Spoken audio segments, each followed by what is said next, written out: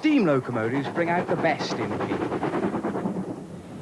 The pride in the job, the pride in the company.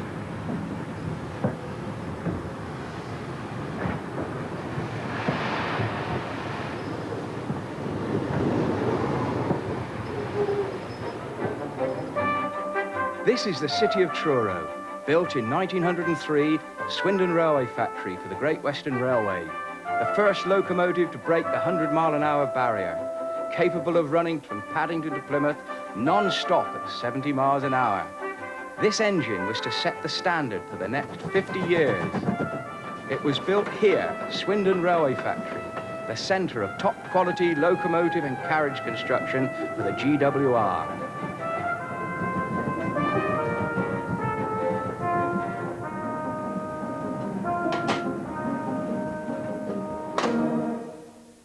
That's years since I've moved a signal lever, and I'm doing it in a museum.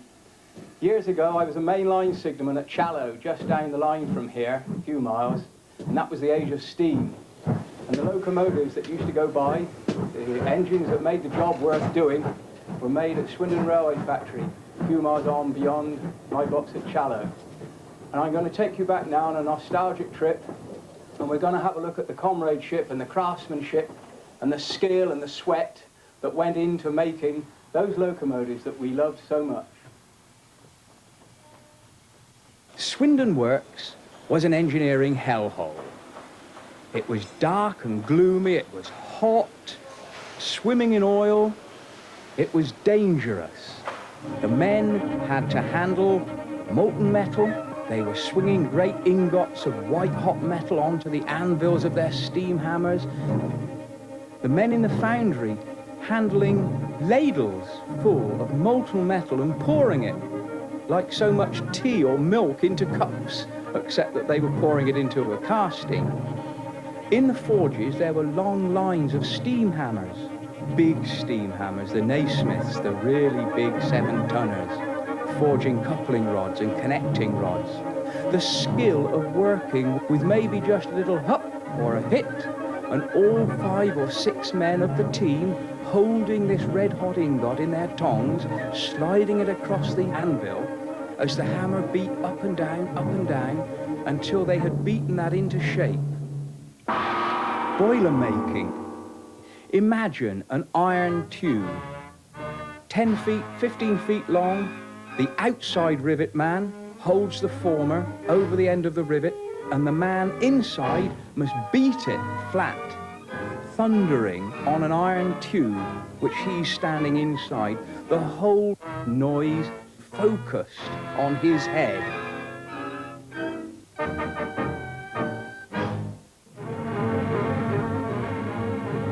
There were milling machines, 500-ton boilerplate presses, all these gigantic Vulcan-like machines to force the great lumps of metal into the shape of these lovely steam engines which gave the railway its glamour.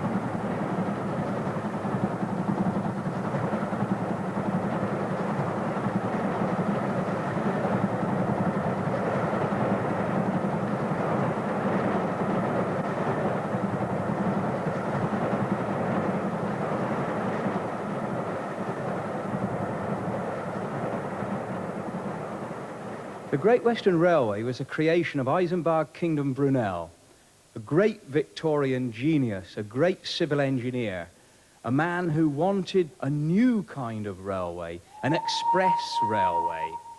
And to do this, he set the rails much wider apart than had been the case before. He had a 7-foot gauge.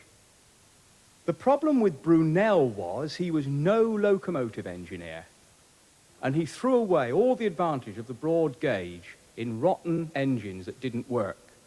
And the day was saved by Brunel employing Daniel Gooch at the age of 21 to be the locomotive engineer of the Great Western Railway. Gooch decided on Swindon as the site for his railway factory for precise engineering reasons. Swindon was the summit of the railway. It was fairly level out from London to Swindon, but from Swindon to Bristol, the line descended 2 steep gradients, one at Dauncey and one at Box. To negotiate these much steeper hills, they had to have engines with smaller wheels, so these could be changed at Swindon.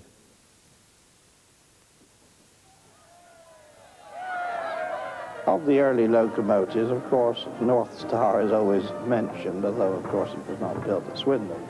But it was the first locomotive to pull a official train, the director's special, when the railway was open.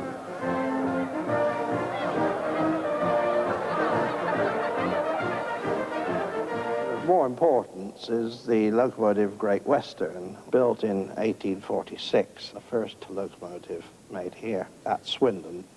It was ordered, designed and built in 13 weeks and performed magnificently. Now, technically, the broad gauge was a very good idea. Unfortunately, it was 10 years too late. George Stephenson had already set the standard, the coal cart gauge, the ordinary 4 foot 8.5 inches, which we still use to this day. Because Brunel was late on the scene, his broad gauge was isolated, and where it met other railways, you had the appalling problem of transferring everything from out of broad gauge wagons into narrow gauge wagons, or vice versa, and there would be this terrible scene at a place like Gloucester with all the people trooping across the platforms carrying parrots in cages and screaming children, and there were the dogs. Boxes of eggs had to be shipped, and was a jolly big nuisance. With the final change of gauge in 1892, much bigger engines were needed, and the Great Western Railway was very lucky in having exactly the right man at the right time in the form of George Jackson Churchward to build them much more powerful, much more modern locomotives. The Swindon engines were very good engines. They were living pieces of machinery, and we enjoyed working with them. They were hard work, definitely hard work, because they had a large appetite for coal, and the firemen had to work very hard, especially upon the express passengers. Brunel hopelessly underestimated the cost of building the railway. So by the time it came to build the factory and the village to house the workers and the station with its hotel, there was no money in the kitty. So the directors struck a bargain with Rigby, the contractor for building railway stations. He would build the cottages and the station at his own expense, and in return for that, he would have the rents from the cottages, which the workmen would pay, and he would have the proceeds of the refreshment room. And the Great Western promised to stop every train for 10 minutes at the station so that the captive passengers could go and eat stale pork pies and drink bad coffee. That left the company with enough money to build the works.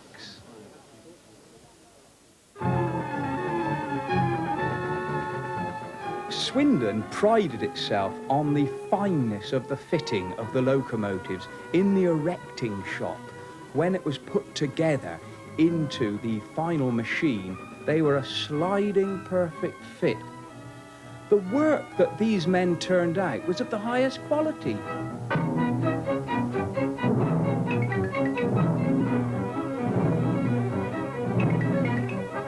Tremendously high. Standards were tremendously high. In fact, I've seen chaps virtually in tears, you know, because they'd taken, shall we say, a grain too much off of a bearing, something like 10,000ths of an inch too much. Although we were still within tolerance, it wasn't perfect, you know, that sort of standard.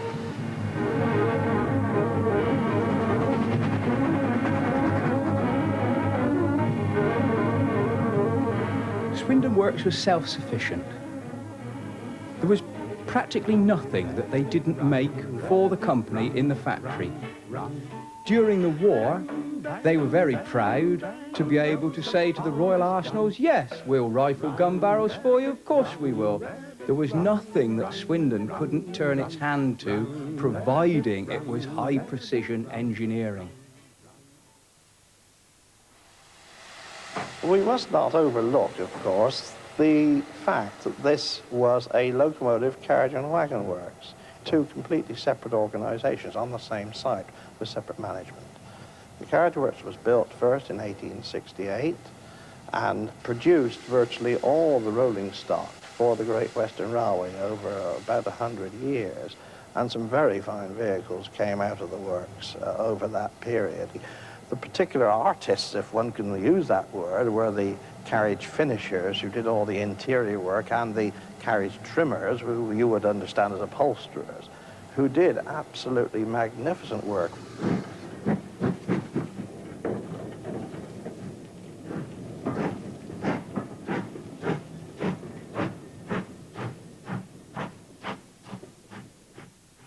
In 1883, the then locomotive superintendent, William Dean, introduced a class of 060 goods locomotives, which have been since known as the Dean Goods. They were a sturdy, comparatively small, but very tough and efficient locomotive for the period. About 280 were built.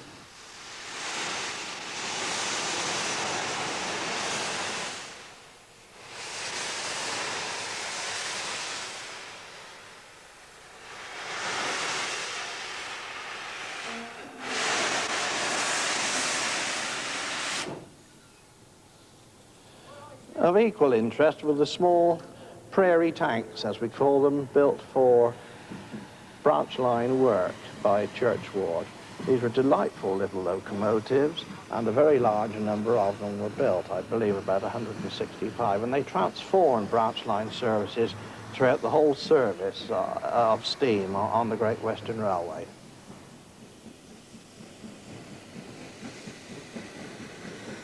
And this was quite a nice engine to drive, a very free-running engine indeed. The only thing that you could grumble about these was the limited space on the actual footplate itself, shoveling the coal from the bunker into the firebox. We used to try and get special shovels with the ends cut off so that we didn't hit our hands and our knuckles on the side of the footplate itself. But all in all, they were quite good to work upon. The firemen had to keep filling the tank with water because they held around about 1,300 gallons of water, and that was soon used up.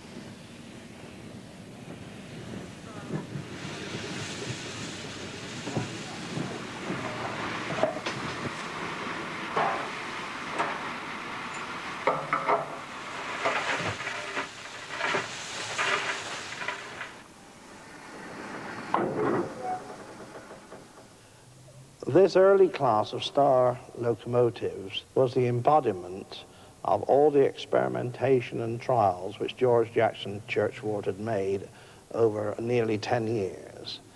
And it proved to be a turning point in the design of steam locomotives, not only in this country, but in the world. The boiler was used right throughout the Great Western steam history.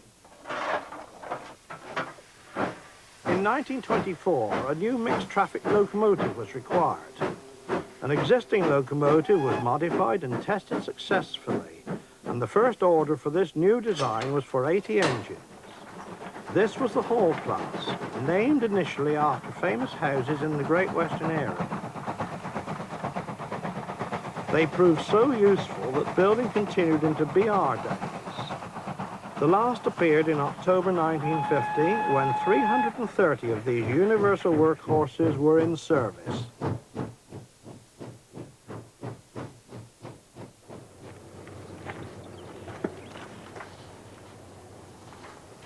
The heyday of Swindon Railway Factory began in 1903, when George Jackson Churchward's new, powerful, standard locomotives began to come out of the works. The Great Western locomotive fleet had to be re-equipped, and by 1921, 14,000 men were employed in the works. This engine, one of the Castle class, the epitome of Great Western greatness. Between 1923 and 1950, Swindon Factory produced 168 of these. They were the Great Western Express passenger engine, and they hauled thousands between Paddington, Shrewsbury and Penzance.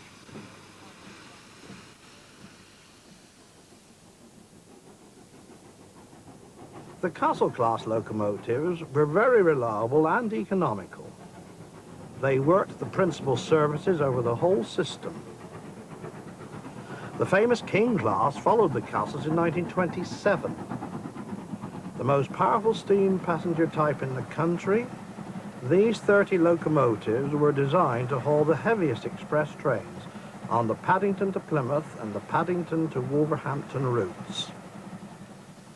One of the successes of the BR standard range was the large 210 freight locomotive. It was soon found to be capable of excellent running at high speeds and then used extensively for passenger duties. Number 92220, outshot from Swindon in 1960, was the last steam locomotive to be built there and the very last built for BR. Appropriately named Evening Star, it was finished in true Great Western style. The Great Western had a wonderful corporate image, to use a modern phrase. They had their copper cap chimney, which went right back to the beginnings of the railway. They were very, very concerned about tradition, and the men attached their loyalty to the copper cap, to the brass safety valve cover, to the cream and brown coaches. Went right back to the beginnings of the railway. And the beautiful nameplates, the typeface which was used in those nameplates was the same in 1950 as it had been in 1837. In some cases, 5 generations of Swindonians had built those locomotives. Doubtless outsiders would say that Swindon people were arrogant, but that was because they weren't inside and they were not part of this wonderful legend which was Swindon Factory.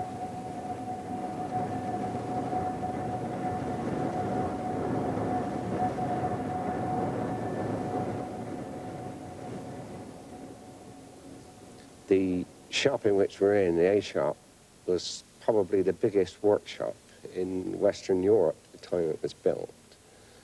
And housed in there were and thrust together day after day. And going back to my father's day, they were starting at 6 o'clock in the morning and not finishing until 6 in the evening. But they still found time for tremendous social activities. And it was all up around the old Great Western Railway.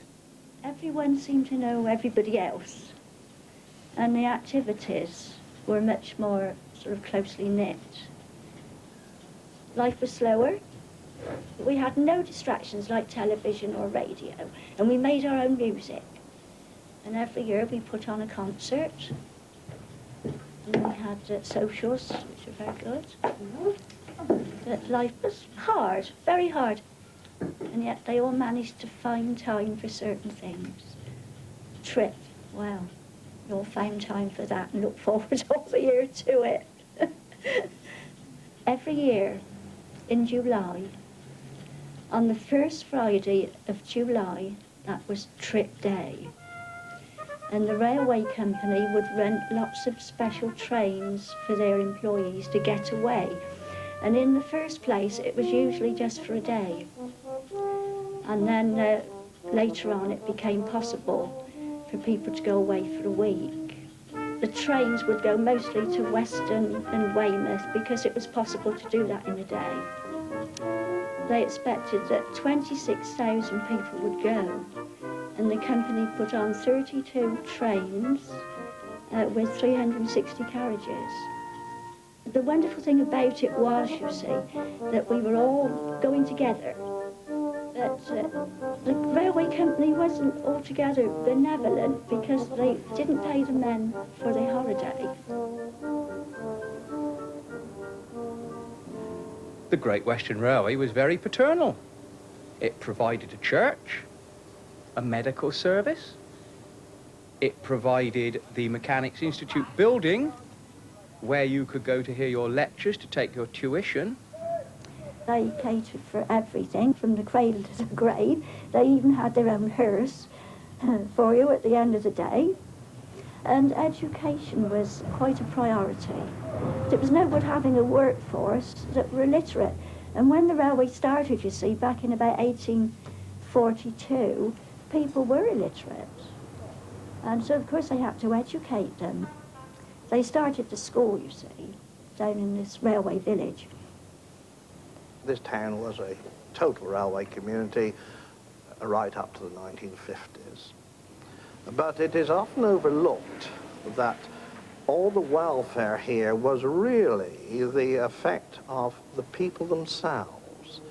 The Mechanics Institution was started by about 15 tradesmen who got together a library of about 115 books in 1843 for their self-help. And the year following, the Mechanics Institution was formed, with the aid and assistance, obviously, of the managerial staff here, because it was to their advantage to weld together this community placed down in a green field. Yes, they borrowed money from the Great Western Railway, who were very pleased to loan them money on a certain rate of interest, I may say, but the whole organisation was always run by the staff. Medical fund again was very, very wonderful. We used to pay just a small few pence a week, and that would entitle us to the choice of 7 doctors or specialists or hospital treatment. And they had barbers there, they had washing baths, swimming baths. They had 3 dentists there. Wonderful. Trade unions were never recognised by the GWR. When the First World War broke out, the government took over the running of all railways and recognised the existence of trade unions, so that when the railways were handed back to the companies in 1921, the union was already there, and the company then had a fait accompli. The Great Western were always looked upon as reasonable employers. There was a hierarchy, and they all looked after one another all down through the different levels. Particularly at Swindon, which was very much a community, even more possibly than the rest of the railway. The people had generally grown up together and lived together, and everybody knew their place, as we would have said in those days, but everybody respected one another, whatever job they were doing. Very strict, yes. Disciplinarians, particularly in the early days when I go back to 1922 to 1930, yes, you respected anybody who was a grade above you. And you stood to attention when at the boss's desk. You called everybody sir, you called the ladies ma'am, and it did me a lot of good, this discipline. The men were servants, and provided they kept their nose clean, they'd be okay. However well you did, if they didn't want you anymore, you got laid off.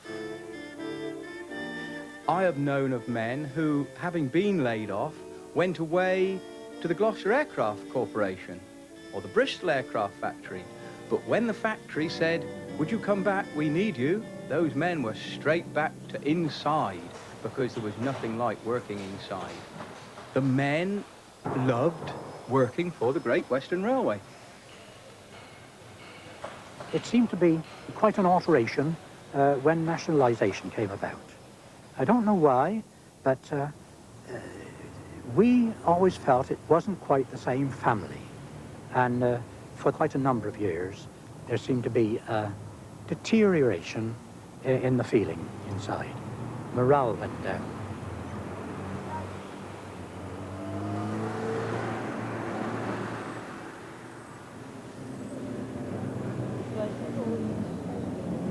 Swindon Works is a ghost of its former self. Workshop skills in forge and foundry are not needed as Swindon adapts to a future based on service industries.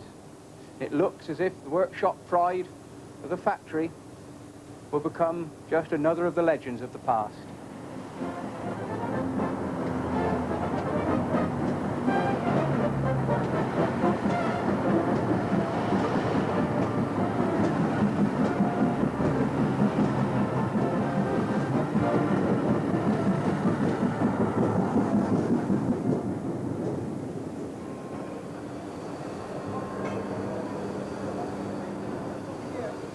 The work was arduous, but nevertheless, the comradeship, the togetherness made it a tremendous community.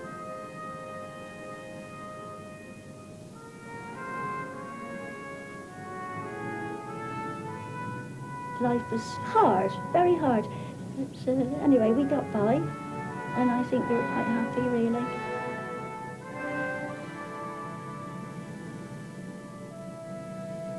The Swindonian people who worked there just looked on it as a decent place to work, where they could use their skills properly. I have nothing but praise for them as employers. They claimed a lot of your time, perhaps, but it was for your own choice, if you wish to.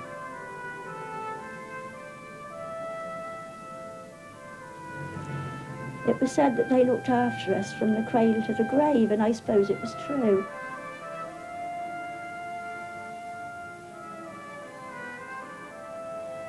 I spent 40 odd years in here, and they were glorious years.